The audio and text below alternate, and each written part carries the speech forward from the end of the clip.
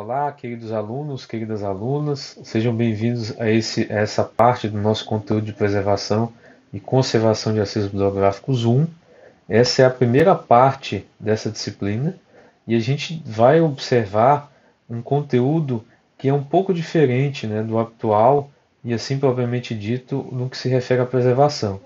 Porque para a gente entender um pouco sobre preservação, é interessante que a gente entenda da onde que surgiu essa preocupação de se preservar as coisas. Ao que parece, né, o que tudo indica, esse tipo de visão acerca da preservação, né, essa necessidade, ela surgiu justamente em decorrência da alta destruição da memória registrada. Que isso vem se fazendo ao longo dos tempos para cá, né, num tipo de perspectiva que ainda é muito colocada, pouco evidenciada por muitos povos, né, que ainda parece não compreenderam a importância, a relevância histórica da gente manter essa memória registrada sendo preservada da melhor forma possível dentro das limitações e condições desses suportes da informação.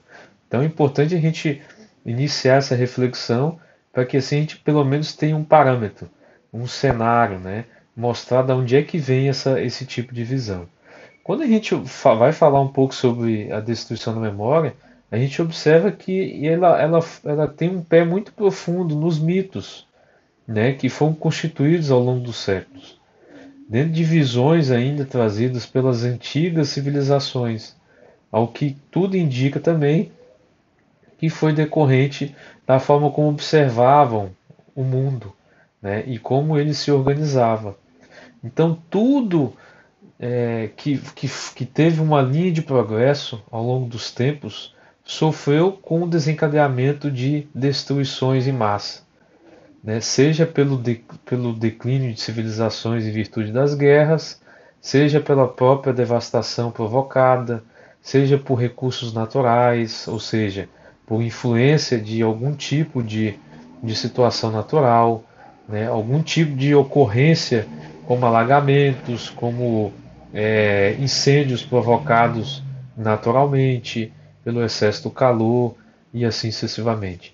Então, para a gente entender um pouco sobre isso, é interessante que a gente observe que esses, e assim a gente vai observar nos slides, vocês devem observar alguns exemplos, né, de mitos que ocorreram, né, e tanto que faziam referências à destruição do mundo, à destruição das civilizações, faziam previsões, né, coisas que ocorreriam, como também sendo transformações, que para alguns povos era muito comum, por exemplo, né, a gente percebe que os deuses, para os astecas, como eles compreendiam, né, aqueles deuses que foram criados pelo politeísmo, se sacrificaram para oferecer sangue e coração ao sol, né? Então, a gente tem muito ainda de uma falta de conhecimento, né, científico à época, por não compreender determinados acontecimentos, especificamente no campo do natural, né, desencadeado também por eventos climáticos, a gente observa que essa visão dessas forças maiores, elas foram muito importantes para esse tipo de cenário que foi criado e assim também desencadeado, né, por essas revoluções que ocorreram e também o exercício das guerras, né, ou seja, o desencadeamento dessas ações, desse tipo de atitude, provocaram inúmeras destruições principalmente desses registros. Então a gente observa, por exemplo, no cristianismo, o livro Apocalipse, né, os hindus, os egípcios, todos eles tinham um tipo de visão relacionada com isso. E a gente percebe que também há uma relação entre instinto e razão, né, ou seja, para se desenvolver a razão, né, que hoje a gente começa a perceber ela muito em voga na nossa sociedade, por a gente ainda estar acostumado com esse exercício de força, de violência, de sobrevivência, que é muito comum ao tipo de visão do instinto, ou seja, puramente animal, né, para que assim a gente consiga superar isso, e isso era muito comum à época, né, onde que o instinto, uma necessidade de sobrevivência por meio da força, desencadearam as guerras e inúmeros outros tipos de ocorrência que obviamente derivaram, né, da destruição em massa desses registros documentais.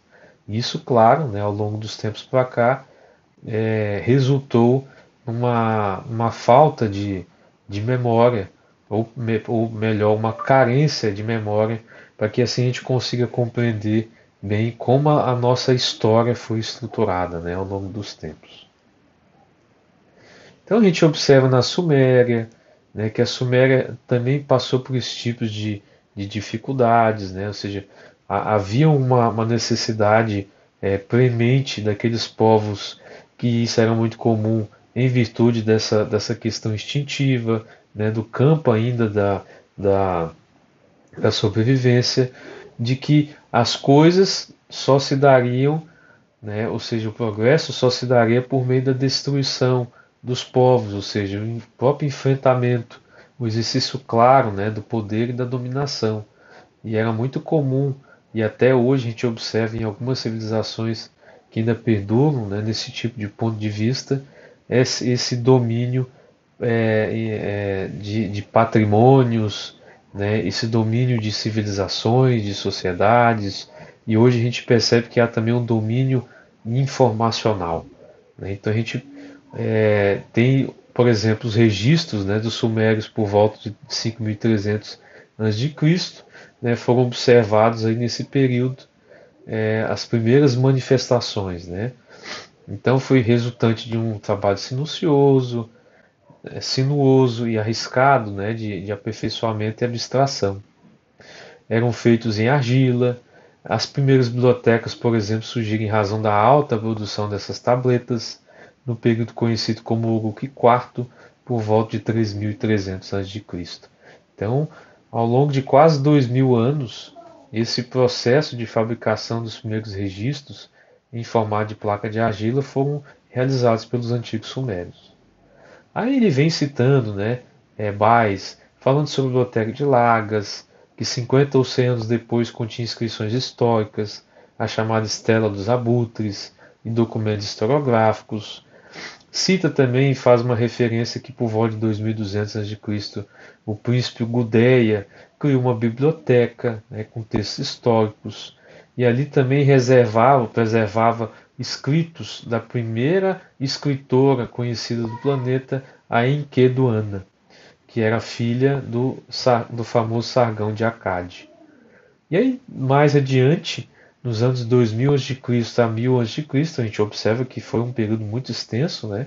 Haviam bibliotecas ativas em Izim, Ur e Nippur. Essas duas primeiras nos palácios reais da cidade e a última na área onde habitavam os escribas. Então, se decorreu, ou seja, como é que aconteceu esse desaparecimento? Muito ocorreu, e assim a gente vai observar também nas demais civilizações mais adiante, em virtude das próprias guerras, por essa ação humana, né, e que também provocada por incêndios e destruições. E o que mais é curioso, que a gente observa e que Baez vai citar na obra, é que a destruição das tabletas, elas se deram não só em virtude dessa questão das guerras, mas também pelo uso num processo que eles chamaram de reciclagem, ou seja, eles reutilizavam as tabletas para a reconstrução das cidades. Então era muito comum, dentro desse cenário, a gente observar, por exemplo, que algumas construções tinham partes de tabletas dentro da sua estrutura. Então a gente observava, por exemplo, paredes com parte de pedaços de tabletas destacadas, né? Ou seja, como uma forma de reciclar, de reutilizar aqueles restos, aqueles vestígios que foram resultantes desse processo de destruição. Então isso infelizmente ocorreu bastante e pela falta de orientação, né? E eles fizeram esse tipo de coisa com as tabletas. Fora os desastres naturais que os povos antigos não sabiam ainda compreender, e isso era muito comum, né? Em virtude da ausência de recursos tecnológicos e da própria ciência, né? Que ainda se iniciava para a compreensão desses efeitos.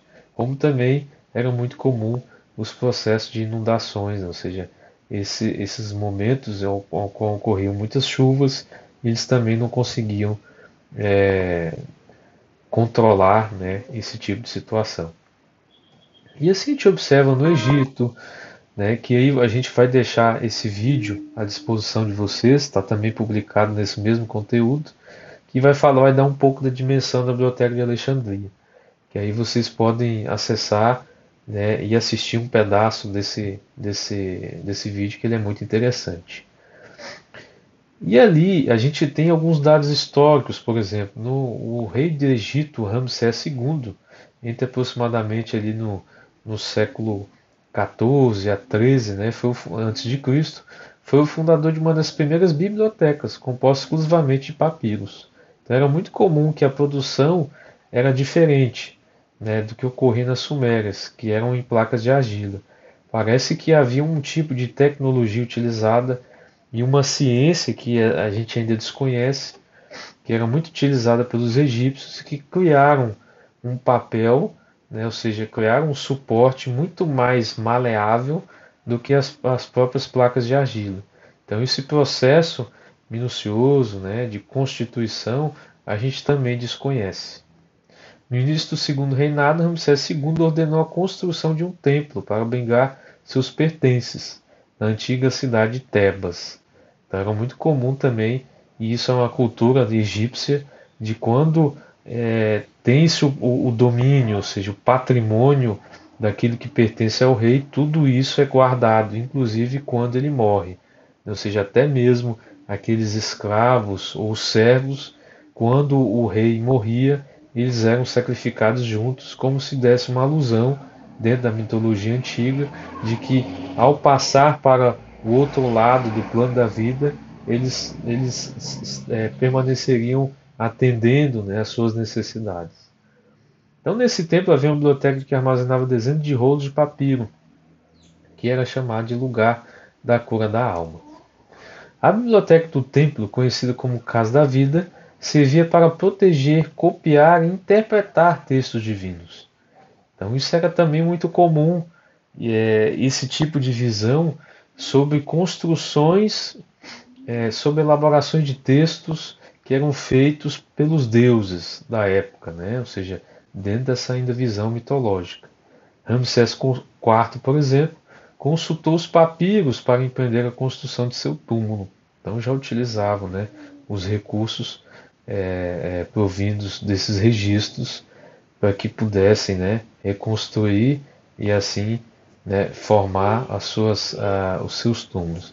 Então no Egito já existia a posição do sacerdote bibliotecário, né, como cuidador das bibliotecas, tendo como atividade disponibilizar informações sobre conteúdos medicinais e prestando conselhos práticos ou mágicos. Então é muito importante a gente fazer uma referência a isso, e isso era muito comum utilizar esse termo de mágico, né, ainda na nossa visão, por desconhecermos como os egípcios, né, manipulavam os elementos orgânicos, né, à época, e assim pela falta de compreensão a gente traduzia isso como sendo conteúdos mágicos.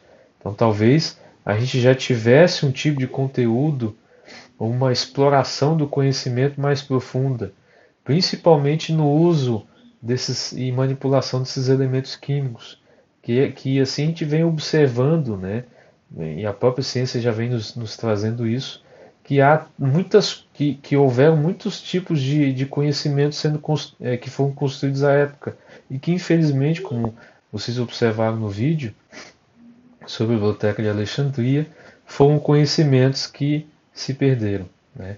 Seja em virtude das várias guerras que ocorreram e que dizimaram a Biblioteca de Alexandria, seja também pela própria influência da religião, que abafou, né, esses conhecimentos como sendo conhecimentos que não eram para ser observados pelas pessoas. Então, Tote, por exemplo, conforme as lendas egípcias, dentro dessa mitologia egípcia, foi a entidade encarregada de inventar a escrita entre os egípcios, né? Ele exerceu o cargo de secretário das mais obscuras divindades maiores e menores. Então, dentro dessa mitologia havia essa visão. Foi autor de um volume que todas as coisas estavam explicadas e pré-determinadas. Aí, novamente, né, a gente cita essa noção de previsões, que isso era muito comum a ser realizado, principalmente na visão maia, né, no próprio livro de Apocalipse e outros tantos, né, que ocorreram ao longo da história. Foi autor de um volume que todas as coisas estavam explicadas e pré-determinadas. Nós já citamos isso, né, na verdade. Seu livro abordava aspectos relacionados à medicina, filosofia e magia utilizadas na época. Então, se a gente for parar para prestar atenção, o recurso do mágico é puramente por a gente desconhecer como eles tinham capacidade de manipulação desses elementos químicos. Então, para a época, principalmente quem interpretou isso, né, vai trazer essa visão do mágico, né, do imaginário, como sendo algo que foi criado dentro da mitologia. Como a gente não tem informações suficientes do conhecimento que foi explorado, especialmente porque destruímos, né, essa memória registrada, não tem como a gente saber e nem dimensionar se isso era realmente algo do mágico, do campo do imaginário, ou se isso efetivamente ocorreu, né? Então a gente percebe, inclusive, até nos registros da própria Bíblia, trazendo esse tipo de visão do campo do imaginário, mas que por a gente não conhecer o cenário, né? Ou seja, aquele contexto que ocorreu, né? E principalmente os conhecimentos que já eram adquiridos por Jesus, por exemplo, né? Que foi uma grande figura da humanidade, a gente não tinha ideia de como isso tenha ocorrido. Então não é nesse momento é importante que a gente nem preste tanta nem dê tanto enfoque, né, a esse tipo de visão, justamente pela falta de informação, né? Mas aí a gente já cita, faz essa referência. Akhenaton foi um dos primeiros a queimar livros, né? Então isso foi uma das primeiras manifestações do desaparecimento, né, desse conteúdo registrado no Egito Antigo. E ele ordenava e destruía os textos secretos no intuito de consolidar a sua religião. Então a gente percebe que isso é uma coisa muito comum, né? A gente percebe que até hoje, inclusive, a gente tem isso em alguns povos mais radicais, que em virtude da consolidação da sua religião acabam por destruir, né, esses documentos e esses registros. Não só esses registros documentais, mas também o próprio patrimônio cultural, que assim a gente observa mais adiante nas demais semanas. Então, durante o ataque de cristãos, muitos papiros armazenados na Casa da Vida foram destruídos, juntamente com os grandes tesouros da biblioteca. Então, como nós já citamos, né, a Biblioteca de Alexandria, ela sofreu muito ao longo dos tempos em virtude dessa infeliz, né, dominação causada pela influência religiosa. Então a gente tem ações humanas causadas que são os saques, os incêndios, as destruições e os próprios desastres naturais. Então, na Síria, por exemplo, nós temos por volta de 2200 a Biblioteca de Ébula, que armazenava cerca de 15 mil tabletas escritas em cuneiforme, numa língua desconhecida. As tabletas eram transportadas em tábuas largas. Aí a gente tem a primeira referência de como eram construídas e como até hoje nós temos as próprias estantes de armazenamento de acervos, né? Então vamos reparar só. Ele diz assim: as estantes de madeira sustentavam as tabletas e eram apoiadas em suportes verticais. O conjunto de estantes tinham pelo menos duas prateleiras. Então é o que nós temos até hoje como formação básica, né, de uma estante que sustenta esses acervos. Então havia outra biblioteca da Síria antiga, no Palácio de Simiglin, em Mari, contendo minuciosos registros administrativos conservados em parte. Então isso é muito importante a gente relembrar, né, que muito do conhecimento que foi registrado era documento de arquivo, né? Ou seja, nós inclusive tínhamos mais arquivos do que bibliotecas nos tempos antigos, porque a gente percebia que todas essas atividades que eles desenvolveram havia uma preocupação com os registros, ou seja, havia uma preocupação com a preservação daquele acervo, a priori, né? Porque com o tempo eles foram desaparecendo. Então ali, por exemplo, no caso desse local, a gente tem, segundo os pesquisadores, que a maior razão, né, para o abandono dessa biblioteca de Ébula quando o palácio foi atacado e incendiado. Então, infelizmente, a gente teve uma outra biblioteca que foi atacada, né, incendiada. E aí milhares dessas tabletas foram reduzidas a fragmentos, né, infelizmente, em virtude dessas guerras que ocorriam. Ali a gente percebe na Babilônia também o Hammurabi, né, que é o rei da Babilônia, entre o século 18 a.C., né, meados de 1792 a 1750, a cada guerra de conquista lhe permitia saquear arquivos e transferi-los para a grande biblioteca de seu palácio. Então isso era muito comum. Para o domínio, conhecimento, né, como também era um exercício de poder, e até hoje a gente percebe isso, era muito comum que alguns reis fizessem isso, ou seja, atacassem outros reinados ou ocupassem outras comunidades e assim saqueassem os seus conhecimentos, né, e preservava dentro das suas bibliotecas. Então isso ocorreu muito na Babilônia, para a gente não esquecer. Então a biblioteca de Sipar, por exemplo, o achado mais sensacional do século XX, né, depois de Cristo, armazenavam cerca de 80 tabletas que registravam atividade de cunho administrativo, literário, religioso e matemático em línguas o quê? Acadianas e suméricas. Olha que interessante isso, né? Ou seja, esses saques ocorriam tanto nos vestígios que ainda tinham das civilizações sumérias, né, que os babilônios roubavam, saqueavam e mantinham em suas bibliotecas.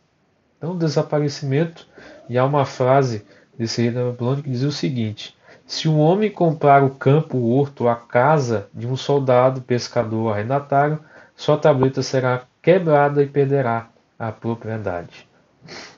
Então, isso é uma coisa muito interessante, né, que ocorria à época e que isso também foi um recurso de desaparecimento desses acervos e a gente não consegue compreender como essa sociedade se constituía. Então, na Assíria, a gente tinha o famoso Assurbanipal, né, que era um soberano assírio de 668 a.C. a 627, que foi o primeiro rei, inclusive, a obter a instrução necessária para escrever tabletas, né, estimulando o início de atividades culturais e religiosas, preservando seu nome contra o esquecimento. Então, ao todo, a biblioteca do seu palácio continha 20.720 tabletas, né? Foi o primeiro grande colecionador de livros do mundo antigo. A gente percebe aí, nós temos mais adiante a figurinha de Assurbanipal. Quem puder acessar, né, nos slides, fiquem à vontade. Então os assírios tinham livros com as páginas frente a frente, unidas por dobradiças. Então, de onde é que vem a influência do formato dos livros que nós temos hoje? Vem justamente desse período, né? Ou seja, desses assírios, né? A gente tem essa influência de como eles eram, como o livro hoje é formatado, para a gente entender, né? Então, além da biblioteca de Assurbanipal, houve outras duas em Nínive, sendo uma construída pelo rei Senaqueribe e a outra provavelmente construída em homenagem ao deus Nabu, o deus da escrita e do conhecimento dos assírios. A gente percebe que isso é dentro dessa visão mitológica. E Assurbanipal tem uma frase muito interessante que diz o seguinte: o melhor da arte da escrita que nenhum de meus antecessores conseguiu, a sabedoria de Nabu, os signos da escrita, todos os que foram inventados, escrevi-os em tabletas, ordenei-os em série, colecionei-os e os coloquei em meu palácio para minha real contemplação e leitura. Então a gente pode inferir que ele tinha uma preocupação, né, de pelo menos organizar minimamente esse acervo, apesar, né, de ter saqueado de outras civilizações. Então nós temos a figura também de Assurbanipal e a biblioteca que ele construiu, né, é uma biblioteca bastante expressiva para um momento tão antigo como esse. Então o desaparecimento foi em decorrência dos babilônios, né, que destruíram e arrasaram essas bibliotecas dos assírios, né. Então provavelmente a gente tem uma visão de que foi ocorrida essa destruição em virtude dessas guerras de incêndios e destruições. Então, para a gente ter uma ideia, entre os anos de 1500 e 1300 a.C., pelo menos 51 cidades do Oriente Médio tinham quase 300 arquivos e bibliotecas, sendo que a maioria deles, 225, eram arquivos. Então, não para a gente trazer um pouco da base para o nosso lado, mas para a gente compreender que essa necessidade de se registrar atividades e acontecimentos, isso é muito mais antigo do que a gente percebe. E aí aqui fica uma pergunta, né, para que a gente reflita juntos. Por que hoje então, sabendo que nós tínhamos muito mais arquivos do que bibliotecas, a gente visita tão poucos arquivos, né? Então há uma questão para a gente refletir mais adiante.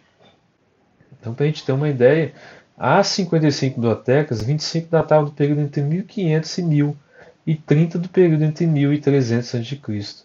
E todas elas estão em ruínas, infelizmente, né? E aí nós temos também a cidade de Anatólia, né? Que inclusive ela foi muito conhecida em virtude da fabricação do ferro, né? Estabelecerem a todos uma biblioteca na cidade de Buyukali, né? Com textos cuneiformes em língua hitita, que é proveniente da Indo-Europeia. Então, duas expedições que foram realizadas no início do século XX encontraram mais de 10 mil tabletas, escritas em pelo menos 8 línguas diferentes, né? Então, não havia apenas leis, mas também reproduções multilingües, principalmente do poema de Gilgamesh e orações para combater a feitiçaria ou a impotência sexual. Que interessante isso, né? Então, o desaparecimento também foi decorrente de guerras, incêndios e destruições. Aqui a gente tem a Grécia, né, como também uma grande referência nesse aspecto de memória, principalmente porque saiu de um momento da oralidade para ir para um momento da materialidade, como a gente observa lá na nossa disciplina de organização de materiais e arquivos. Então, o livro grego mais antigo conservado pelo homem foi chamado de Papiro Derveni, datava do início do século IV a.C., que ainda encontra-se parcialmente carbonizado. O livro tratava de uma extensa interpretação alegórica e filosófica de um poema atribuído a Orfeu. Então, o livro era uma folha de papiro apresentada como um rolo de extensão variável chamado de Bíblios. Então, a gente tem isso. Hoje a biblioteca, né, ela é derivada, o termo, justamente desse início, né, de interpretação Bíblios, né, em homenagem à cidade fenícia de Bíblios. Então, muito antes de se utilizar o papiro, de se assumir o alfabeto fenício, os gregos de Creta escreviam em tabletas de argila, como os sumérios antigos, né? E como os antigos sumérios, como a gente citou agora, né, uma escrita silábica, denominada lineal B. Então, se alguém quiser fazer uma pesquisa pela internet, fica à vontade, né, sobre esse tipo de escrita. Tratava-se de inventários e listas de alimentos e animais, mas não de textos literários, correspondiam ao arquivo do rei. Então, mais uma vez, para a gente ter uma referência, né, de que os arquivos eram muito, muito presentes, né, no período antigo. O papiro acabou por ser aceito como único instrumento para salvar a memória da população. Olha que interessante. E até o século V a.C., escrever e ler eram atividades comuns nas cidades. Ou seja, as pessoas tinham acesso à leitura e à escrita, que era muito diferente nos períodos anteriores das outras civilizações. Ou seja, boa parte não sabia nem ler e escrever, e quem detinha isso eram os escribas, né? Então, o surgimento das leis por escrito foi um passo determinante na antiga Grécia. E isso era muito comum, era uma postura dos gregos, porque saíram dessa cultura oral para ir para uma cultura material, né? Onde o documento tinha a representação, a manifestação daqueles atos, inclusive eram atos jurídicos e legais, né? Em virtude da organização social. Então, onde a existência de arquivos públicos. Então, a gente pode dizer que os arquivos públicos surgiram, os primeiros, né, nesses períodos da Grécia Antiga. E que, obviamente, né, fortaleciam o poder do povo, quando possibilitava verificar se um fato era ou não verdadeiro. Olha que interessante. Né? Então, a fonte de prova, como hoje a gente contesta bastante, e por isso que a gente precisa rever sempre isso nas nossas posturas, nas nossas falas, né? Ou seja, trazendo a fonte primária, Isso era muito comum na época da Grécia Antiga. E hoje parece que a gente está num movimento oposto, que é justamente o que a gente precisa voltar a ter, esse tipo de comportamento, né? Ou seja, utilizar as fontes de prova como sendo aquele referencial maior para como foi observado ou como foi descrito determinado fato ou acontecimento. Então, a partir do século V, houve uma revolução cultural na antiga Grécia, né? Começando com a cultura escrita, que se impunha, como nós já citamos, né, a cultura oral. Foi nesse período de mudanças que a sociedade começou a se apaixonar pelos livros, o que estimulou o aparecimento do primeiro comércio de livros. Então, para a gente relembrar, né, que o nosso primeiro comércio de livros que tivemos ao longo dos séculos para cá foi na Grécia Antiga. Então, Pollux, um erudito, chamou de bibliotecai a venda de livros. Olha que interessante onde é que surge o termo da biblioteca, né? A maioria dos copistas gregos eram constituídos de escravos que utilizavam cálamo, uma espécie de instrumento de cana afiado na ponta e uma tinta obtida da mistura de cola com fuligem. Olha que interessante que ao longo dos séculos esse mesmo tipo de formato de lápis, vamos dizer assim, né? Ou seja, como ele era utilizado em formato de pena, foi utilizado ao longo de muito tempo, né? Pelas civilizações. Então, a gente pode hoje afirmar que praticamente 75% do desaparecimento desse acervo literário da Grécia Antiga se perdeu, né? Seja de filosofia e ciência antiga. Então, de todo o conhecimento perdido se retratavam nos livros as obras de centenas de historiadores gregos, somente 3 deles foram preservados, e correspondiam ao período clássico, e algumas outras aos tempos posteriores. A gente vai observar isso na obra também.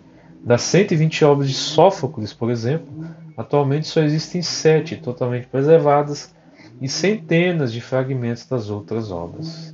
Então, esses pré-socráticos, né, que também interferiram nesse aspecto, então tiveram suas obras que desapareceram com o tempo, seja de razão da perda ou destruição provocada por alguma ação humana. Infelizmente, eles tiveram seus acervos, né, destruídos. Então, dentro de todos os períodos correspondentes à literatura, ciência e filosofia grega, há uma infinidade de livros que desapareceram. Então, Agatão de Atenas, por exemplo, tão admirado por Sócrates e Platão, escreveu obras de uma perfeição quase compulsiva e que hoje só restaram pequenos fragmentos, infelizmente, né? Então a gente tem vários outros registros, né? Inclusive a influência da própria religião, né? Ou do próprio discurso frente à verdade, sustentado. Então, aquelas coisas que não eram sustentadas pela verdade eram de uma certa forma colocadas de lado, né? Então a gente tem uma predominância muito profunda, né, da materialidade em relação à oralidade. E assim, né, o desaparecimento também provocado por saques, incêndios e etc. Então a gente fica com a maior referência, né, para finalizando essa nossa reflexão, que é o BAIS, né, que nós utilizamos para que a gente tenha pelo menos uma dimensão de como esse cenário se construiu, ou melhor, se destruiu, né, infelizmente, ao longo dos tempos para cá. Então, a gente agradece a participação de cada um, fiquem com Deus e vão acompanhando, né, as demais atividades e referenciais. Até lá!